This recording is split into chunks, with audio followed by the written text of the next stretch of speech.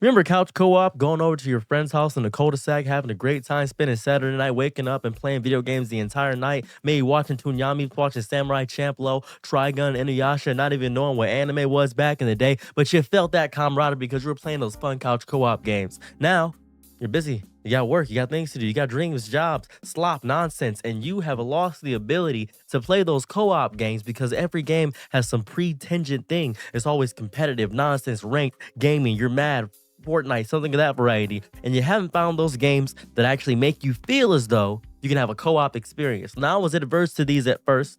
I didn't enjoy Repo, Power Wash Simulator, games of that variety, but Friendslop games are amazing.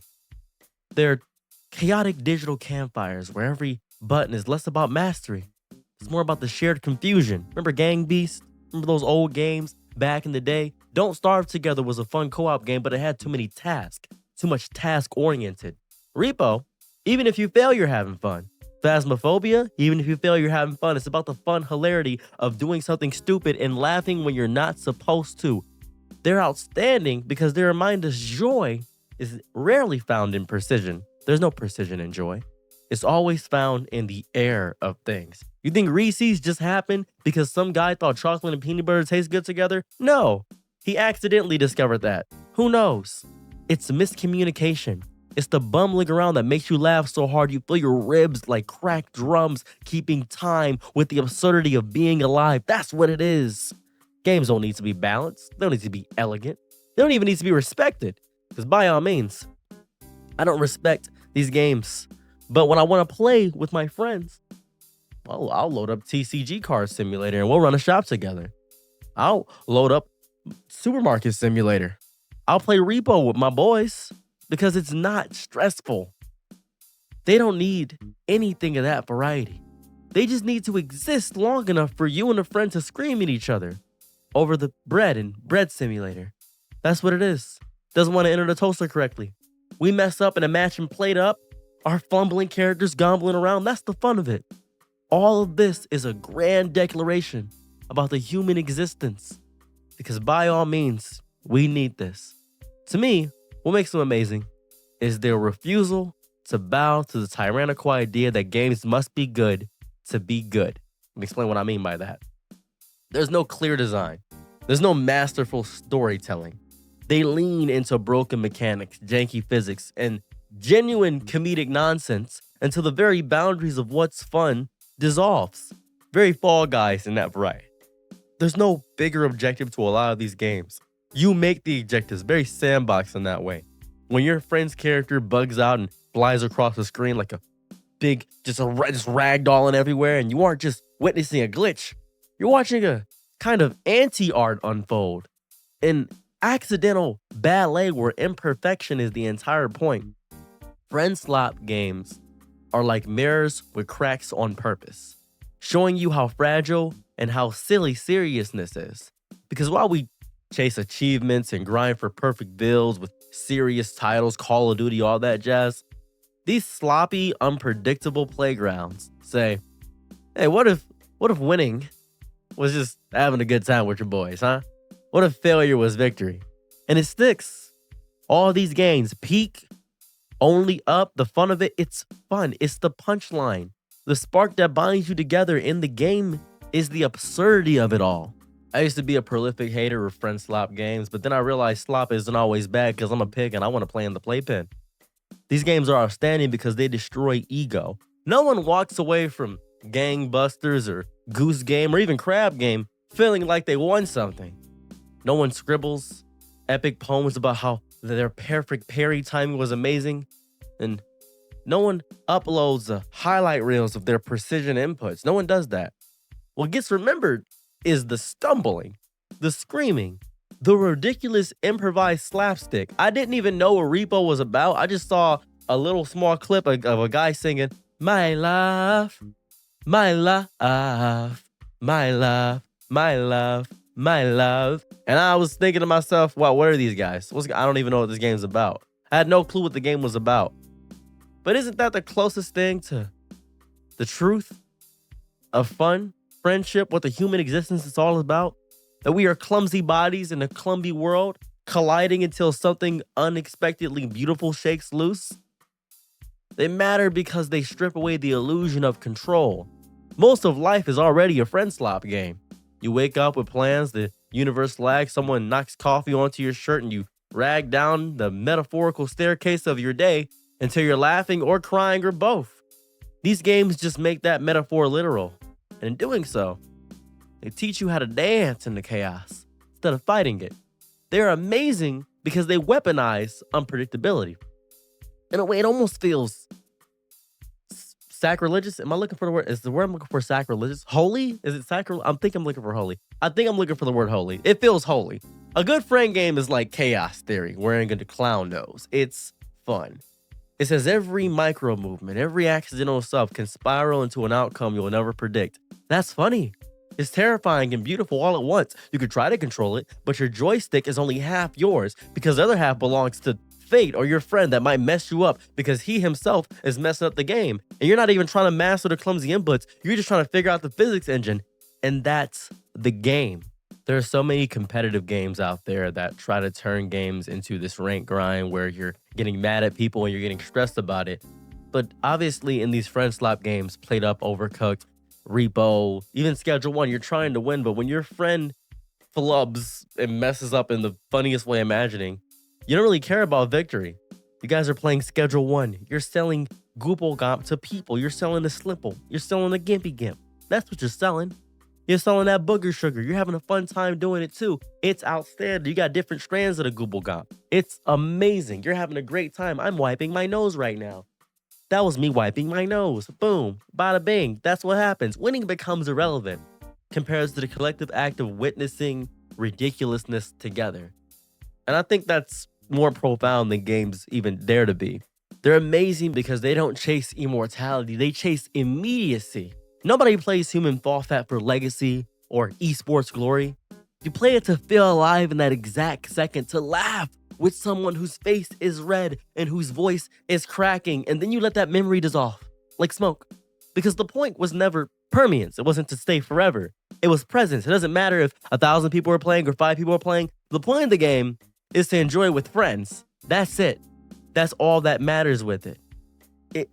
Every Friendslop game is a whisper that all systems eventually collapse into nonsense. It's absurdism in the greatest form. That laughter, that beautiful laughter, is stronger than mastery. And that's the best way to understand another human. It's not through debate or discourse or some nonsense like that. No, it's to ask somebody, hey, why did you throw me off the map? And you're yelling it into a headset, and the other person is choking through laughter and tears, just weak at the knees of it. I think maybe that's why they're outstanding. Because Friendslop games are a rehearsal for the absurd theater of existence itself. They remind us that nothing works the way it's supposed to. They remind us that it's fumbling towards joy. And sometimes it's the most meaningful thing you can do is simply trip over the same invisible wire and fall down laughing together. I remember when I first learned about politics. And I thought, wow, this is a lot less exact than I thought it was. Yeah, no, it's completely a mess. Yeah, this is really bad. Yep. Okay. How do we fix this? It'll all just work out eventually. That's what Friendslop game is. Friendslop is political. Let's take Repo, for instance. There's really 2 idiots trying to repossess furniture while fighting the physics engine as much as the in-game obstacles. It's clumsy little stupid-looking avatars slamming into walls and each other. One of you is dangling a couch halfway out of a second-story window while the other one is shouting directions. Left, right, go up, do that. It's not the act of moving the couch that matters. It's the ridiculous ballet of failure. The handshake of struggle where neither of you looks competent, but both of you are alive in that instant. That's camaraderie. The bond built not through victory, but through the synchronization of losing beautifully. Friendslop games are amazing because they make you complicit in each other's disasters. Think of Gang Beasts, where the fighting isn't about skill or perfect inputs, but flailing limbs that resemble toddlers in snowsuits. And somehow the most fun is when you and your friend, locked in a ridiculous grapple, stumble off the map together. There's no victory there, but there is joy. An unspoken contract that says, All right, we're all going down together. You're all gonna be laughing until your throats ache. And that's the beauty of it. It's fun. I gotta talk about the quiet cousins of Friendslop games. These aren't really Friendslop games. They're job games. They seem monotonous at first. I'm not gonna lie to you. But I think they're meditation. I think they're just meditation. Power Wash Simulator is actively you just power washing things in that variety, but it makes it feel the beauty of a task well done, especially with friends. And when you find that last smidgen of thing, it feels good to have that. It's fun. It's housing off a patio and a buddy isn't mad about the grime at all. He's just happy. It's about the shared silence, the gentle chatter layered between the spray, the collective rhythm of cleansing. It's stressful but not stressful. It's as if your real job doesn't do anything for you. You're existing side by side, doing something together that doesn't need stakes to feel meaningful.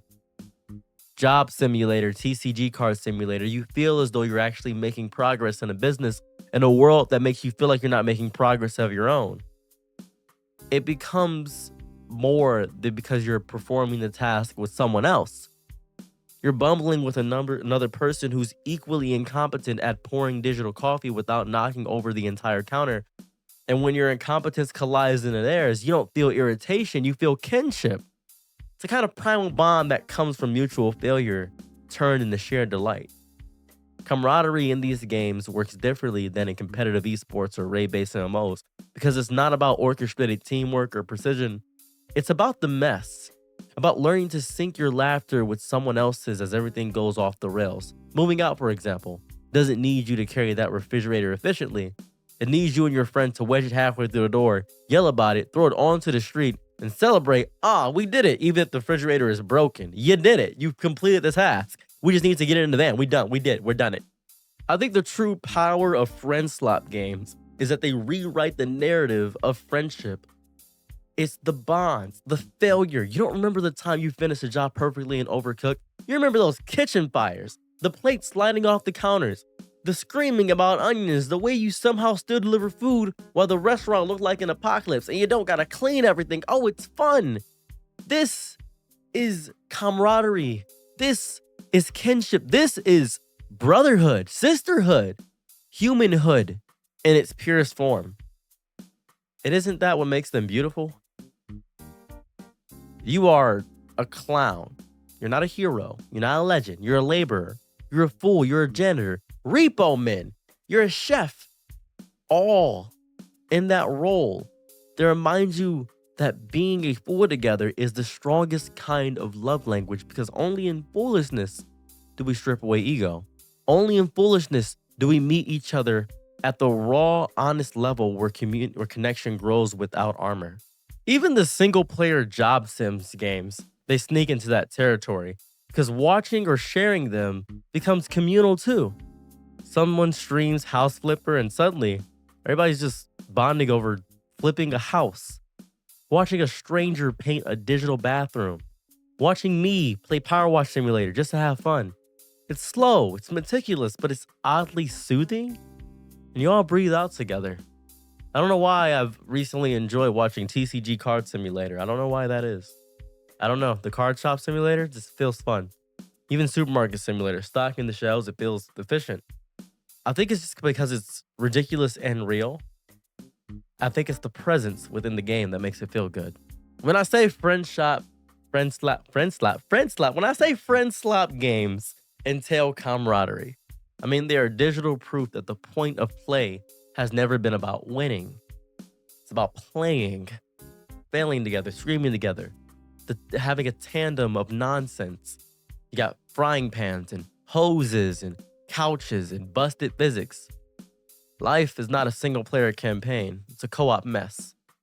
And the mess and all that, well, that's where the beauty lies. Within all that. I made another Friendslop video before this, kind of hounding on the games, but I began to speak to a lot of you guys about the games, and I began to realize that I haven't played a few games with you guys, and I'm starting to appreciate them a lot more. We need more co-op titles, and we need more games where we feel as though we're playing together without having these big AAA companies doing all this nonsense. And these indie games are outstanding. I'm very happy about them. I'm sorry. I want to apologize for my previous video. I think I was just angry. I made the video off Mania, which is never good. I was just angry because I didn't understand the point of them, but now I understood the point was that there's no point. That's my biggest thing. There's no point to the games. And I was looking for meaning when there was not supposed to be any. The meaning was the adventure itself. And I should have realized that. I would like to apologize for my previous video. I'm going to keep it up just so you guys know my change. But this is after that one. Thank you guys so much. Hopefully, we can play Repo together. Bye. I'm your Nick and Night, be my Laurel, low. Happy to try what you need. Your world, I love to live in it. I love the ride when you're free.